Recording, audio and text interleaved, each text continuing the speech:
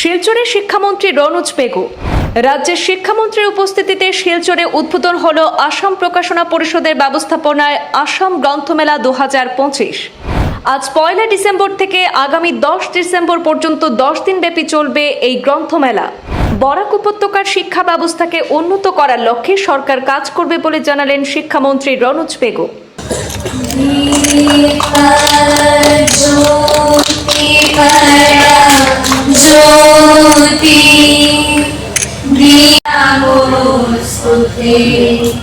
আজ সোমবার সন্ধ্যায় শিলচর পুলিশ প্যারেড গ্রাউন্ডে আসাম প্রকাশনা পরিষদের ব্যবস্থাপনায় 2025 সালের আসাম গ্রন্থমেলার আনুষ্ঠানিক উদ্বোধন অনুষ্ঠিত হয়েছে।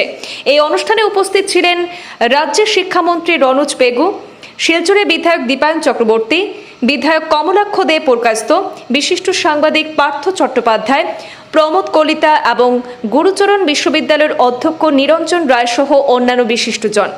উদ্বোধন অনুষ্ঠানের সূচনা হয় প্রদীপ প্রজ্বলন এবং সাংস্কৃতিক অনুষ্ঠানের মধ্য দিয়ে, যা মেলার পরিবেশকে আরও প্রাণবন্ত করে তোলে।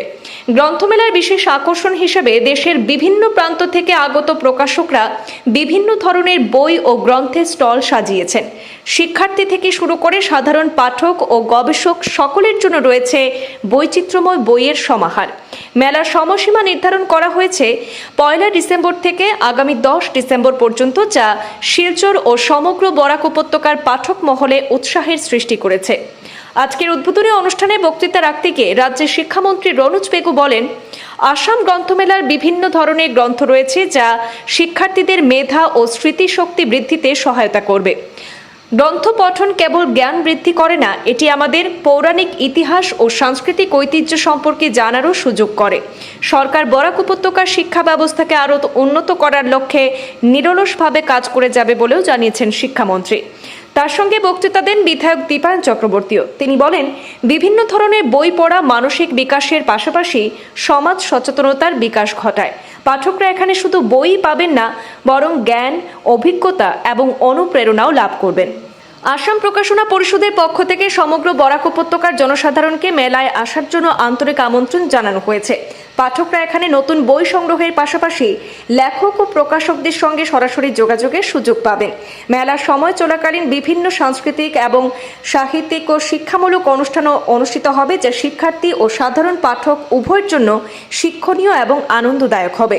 এই গ্রন্থমেলা শিক্ষার প্রসার এবং জ্ঞান চর্চার ক্ষেত্রে একটি গুরুত্বপূর্ণ উদ্যোগ হিসাবে ধরা হচ্ছে, যা বরাক উপত্যকার পাঠক ও শিক্ষাবিদদের জন্য এক অনন্য অভিজ্ঞতা হয়ে উঠতে চলেছে। গ্রন্থমেলা হৈছে গুৱাহাটী গ্ৰন্থমেলা। এতিয়া আমি অসম গ্ৰন্থমেলা নামকৰণেৰে আমি অসমৰ বিভিন্ন জিলা সদৰ গ্ৰন্থমেলা অনুষ্ঠিত কৰোঁ। যোৱাবাৰ আমি 6টা স্থানত কৰিছিলোঁ, এইবাৰ আমি সংখ্যাটো বঢ়াইছোঁ। 8টা স্থানত গ্ৰন্থমেলা অনুষ্ঠিত হৈছে আৰু এবছৰ এৰি আনটো বছৰ, অৰ্থাৎ প্ৰতি 2 বছৰৰ মূৰে মূৰে প্ৰত্যেকখন জিলা সদৰত আমি গ্ৰন্থমেলাৰ আয়োজন কৰাৰ পৰিকল্পনা কৰিছোঁ। আৰু এইবাৰৰ বছৰটো আছিলে কিতাপৰ বৰ্ষ আৰু গ্ৰন্থমেলাসমূহলৈ ৰাইজৰ সঁহাৰি ভাল। আজিৰ পৰা 10 তাৰিখলৈকে শিলচৰত যি গ্ৰন্থমেলা অনুষ্ঠিত হৈছে, মই ইয়াক আনুষ্ঠানিকভাৱে আজি উদ্বোধন কৰি সকলো ৰাইজক গ্ৰন্থমেলাত আহিবৰ কাৰণে অনুৰোধ জনাইছোঁ আৰু কিতাপ কিনিবৰ কাৰণে অনুৰোধ জনাইছোঁ। স্যার, জিটি পিজিটিৰ যিখন স্কুলৰ যিখন এলটমেণ্ট মানে এতিয়ালৈকে দিয়া হোৱা নাই, কেতিয়া হ'ব? প্ৰায় প্ৰস্তুত হৈ গৈছে আৰু ডিচিৰ অধীনত এখনকৈ কমিটি গঠন কৰা হৈছিলে। আমাৰ নিড বেচিছ শিক্ষক, যাতে থকা ঠাইতে আৰু এজন শিক্ষক নহয়, য'ত মাতনি আছে তাতেই যাতে শিক্ষক নিযুক্তি হয় আৰু অভিভাৱক মন্ত্ৰীৰ অনুমোদন সাপেক্ষে 2 এদিনতে নিযুক্তিবিলাক ওলাব। স্যার, আপুনি গুৰুচৰণ বিশ্ববিদ্যালয়ত গৈছিলে, মানে এই বিশ্ববিদ্যালয়ৰ যিটো নিউলি কনষ্ট্ৰাকশ্যন বা নিউলি যিবিলাক হৈ আছে, এইবিলাকৰ এটা অলপ ষ্টেটাছটো কি আছে স্যাৰ? যিখিনি মহাবিদ্যালয়ক আমি বিশ্ববিদ্যালয়লৈ উন্নীত কৰিছোঁ, প্ৰথম পৰ্যায়ত তেওঁলোকৰ আন্তঃগাঁথনি উন্নয়ন কৰাৰ কাৰণে আমি 10 কোটি টকা আবণ্টন দিছোঁ আৰু সেইটো এই বছৰ গুৰুচৰণ বিশ্ববিদ্যালয়লৈ তাৰ প্ৰশাসনিক যিটো অনুমোদন, এডমিনিষ্ট্ৰেটিভ এপ্ৰুভেল, সেইটো হৈ গৈছে। গতিকে DPR প্ৰস্তুত কৰি PWDয়ে খুব সোনকালে কাম আৰম্ভ কৰিব। আপুনি মাটি পাইছে নেকি স্যাৰ? মাটি আমি পাইছোঁ। মাটিৰ ক্ষেত্ৰত এটা চূড়ান্ত সিদ্ধান্ত ল'ব লাগিব। গতিকে মই স্থানীয় মন্ত্ৰী, আমাৰ বিধায়ক, তেওঁলোকৰ লগতো আমি আলোচনা কৰিম।